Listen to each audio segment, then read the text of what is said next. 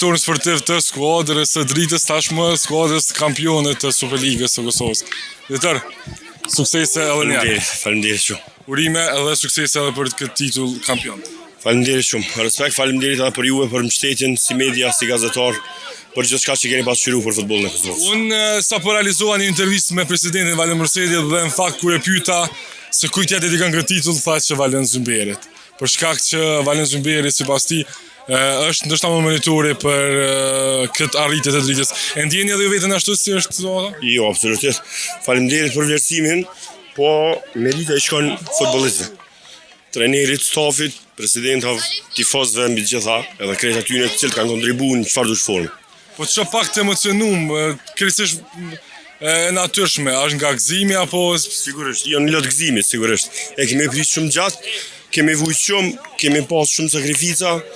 Gjithmonë kur tjerët kanë menduar se ne do të bimi pasi që nuk kemi fituar ndoshta vite me radhë titullin, edhe kemi qenë pretendent, ne është dashur të mbledhim forcat dhe të ngritemi edhe më lart, çohemi edhe më të fortë, edhe ky durim i tez gjatër është akumuluar edhe normal që kjo ditë është prit me vite edhe për ato edhe jam pak i emocionuar. E kuptueshme, Valen, ndoshta edhe mund të themi që suksesi ja mbyll gojën të gjithëve, edhe kritika? Jo, nuk absolutisht kritikat na bojnë mirë, nuk mendoj që ky sukses është për t'ja mbyllur gojën dikojna. Sigurisht që gjithmonë kemi qenë dhe do të jemi të hapur për kritika.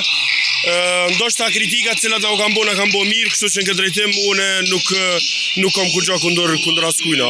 Unë jam i uroj të gjithëve ata që ndjejnë veten pjesë klubit Drita, që ndjejnë veten nga Vrus Dritës, edhe mos harroni që krejt puna dhe mundi është bërë që me i gëzu ata.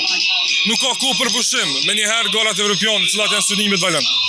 Sigurisht, ne në çdo vit edhe në kampionat, po edhe në gara ndërkombëtare çdo vit synojmë që të ngritemi një hap më lart. Pse jo edhe 2-3 hapa më lart, po gjithmonë jo të kënaqemi me ato çka kemi arritur ndoshta vite më parë. Kështu që edhe këtë vit synimi jo që ta bëjmë një hap më përpara dhe të shkojmë më lart, pse jo faza e grupeve është një qëllim të cilin e